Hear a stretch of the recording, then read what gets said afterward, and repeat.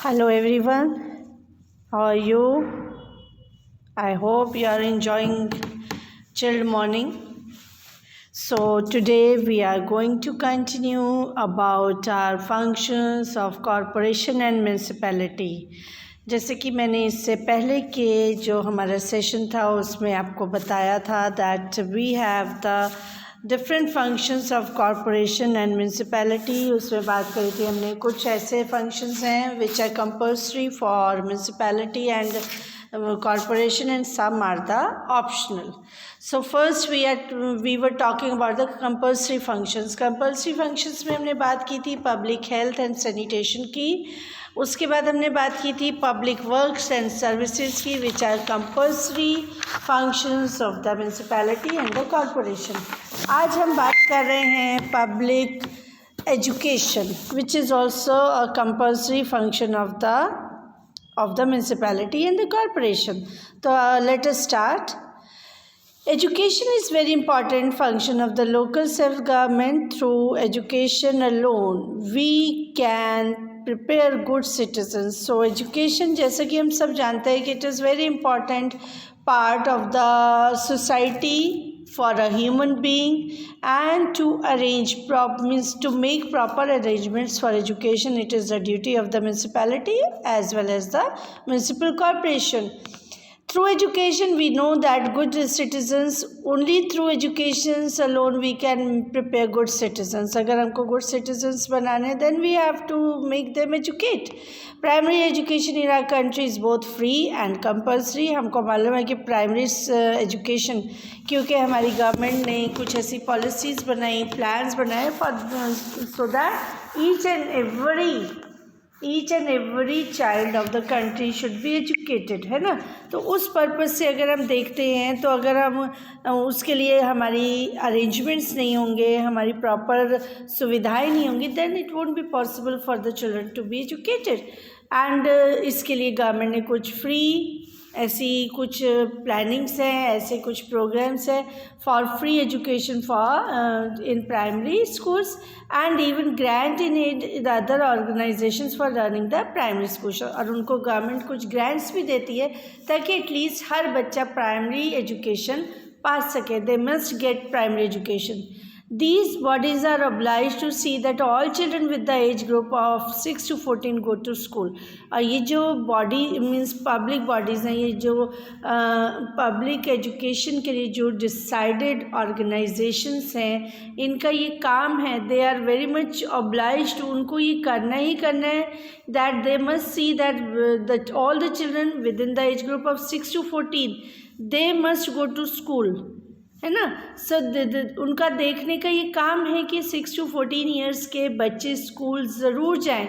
They also open libraries, reading rooms, museums, zoological parks, mobile libraries and adult education centers so that they may get those facilities. Adult education, broad shiksha means the people who didn't get chance to study in their childhood or in their teen age, they may get some facilities to educate themselves in the adult education center. Sometimes they run, means government is running these type of adult education schools at night.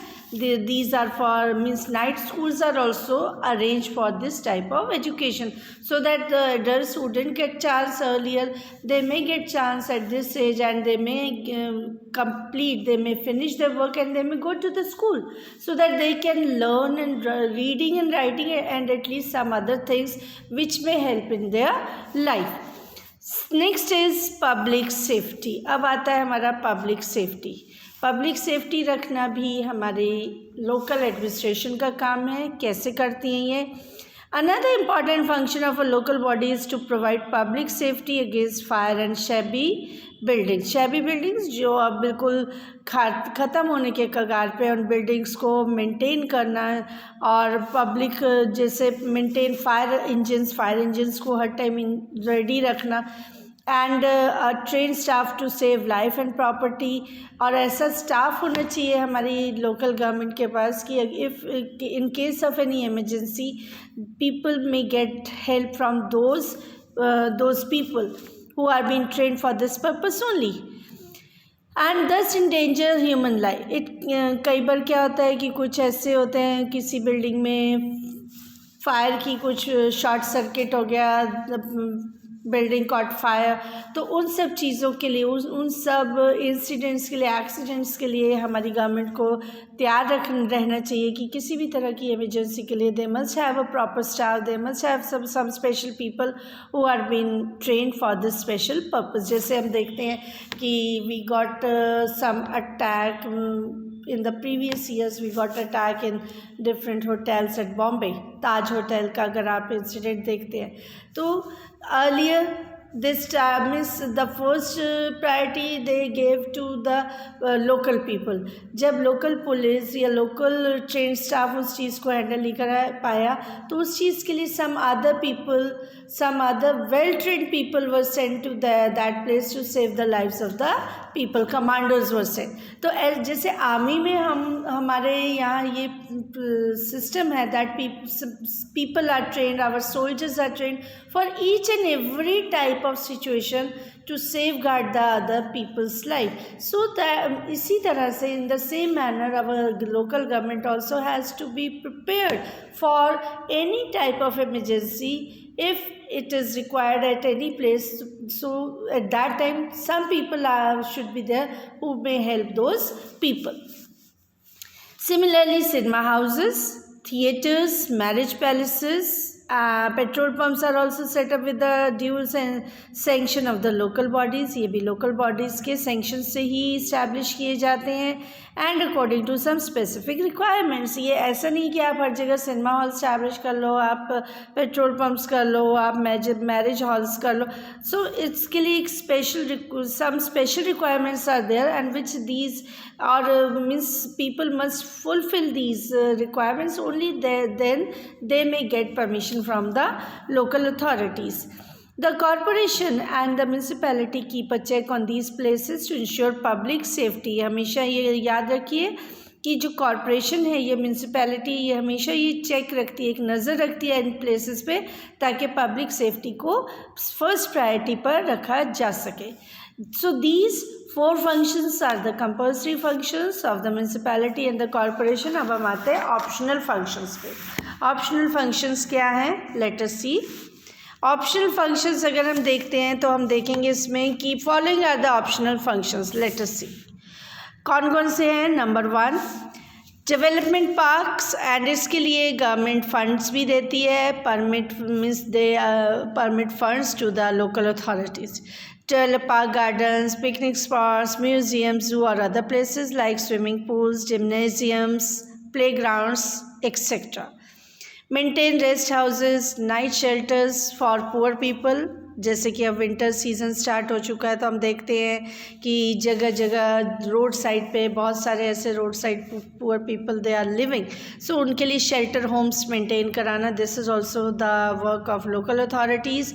Children's home, orphanage, senior citizen homes, home for destitute women जिनको किसी reason से घर से निकाल दिया गया है, उनके लिए भी प्रॉपर अरेंजमेंट्स बनाना, ये हमारी लोकल गवर्नमेंट मीन्स म्यूनसिपैलिटी और म्यूनसिपल कॉरपोरेशन का काम है। To provide cheap and efficient local bus service, ताकि एक आम आदमी को किसी तरह की प्रॉब्लम्स फेस ना करनी पड़े, लोकल सर्विस होनी चाहिए। और any mode of transport means in short we can say transportation facility proper होनी चाहिए। To provide toilets, bathrooms, bathing huts and washing ghats etcetera. तो ये सब चीज़ें भी करना उनके लिए काम है, किसके लिए? म्यूनसिपैलिटी एंड म्यूनसिपल कॉरपोरेशन के लिए। To run educational institutions like schools, colleges, polytechnics etcetera. अब है सोर्सेज ऑफ इनकम, अंडरलाइन करते जाएंगे। सोर्सेज ऑफ इनकम क्या है इनका? द अर्बन लोकल बॉडीज में get income from the following sources. Number 1 octroi duty on goods brought into the city, time to time duties charge करना from the on the goods which are brought into the city, दूसरे city से जो goods आते हैं उन पे duty charge, tax charge करना। Property tax and toll tax, in property tax house tax हम लोग पे करते हैं। Toll tax when you go on you travel on a highway you have to pay toll tax.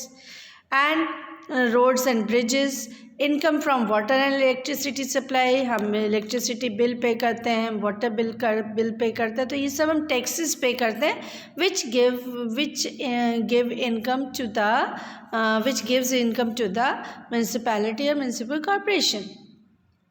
Tax on vehicles pay भी हम लोग tax पे करते हैं, पार्किंग प्लेसेस पे करते हैं, markets and hawkers also, markets में भी टैक्सेस, उनके भी टैक्सेस चार्ज किए जाते हैं by the government, from which they get income to do some works for the welfare of the people.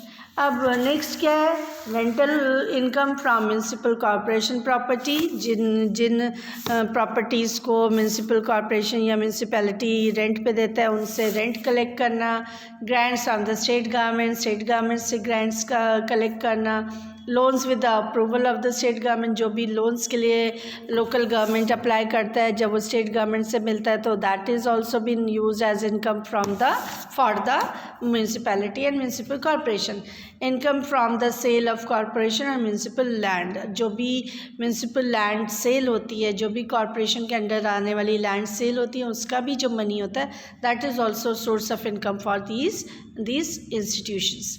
फिर है एंटरटेनमेंट टैक्स आप देखते हैं, you are paying for your you can say, आप लोग आजकल यूज़ करते हैं डिजिटल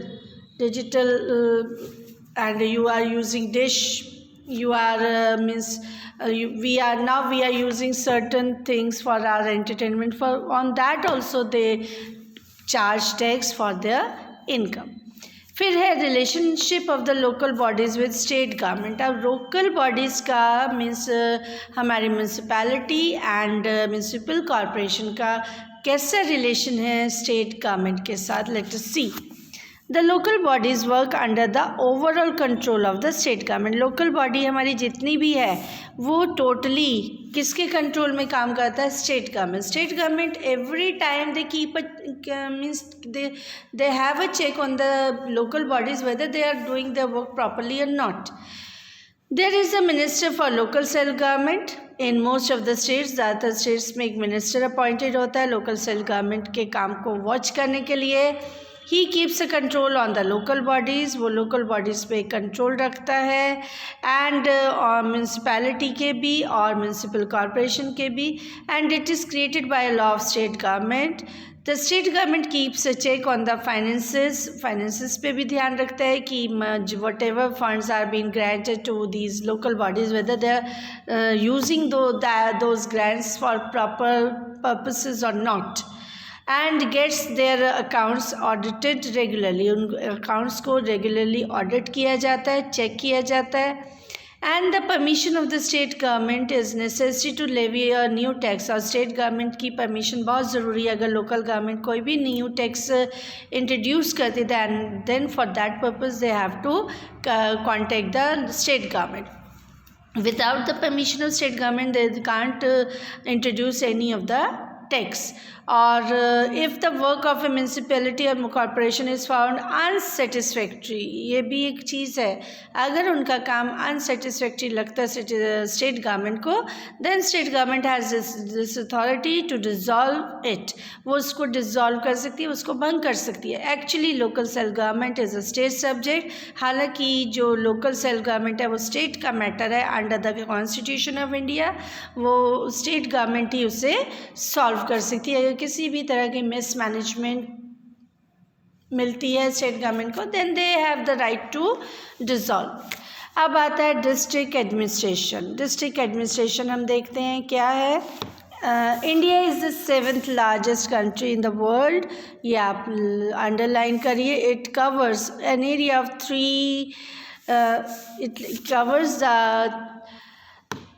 3 crore to 28 lakh 7,000।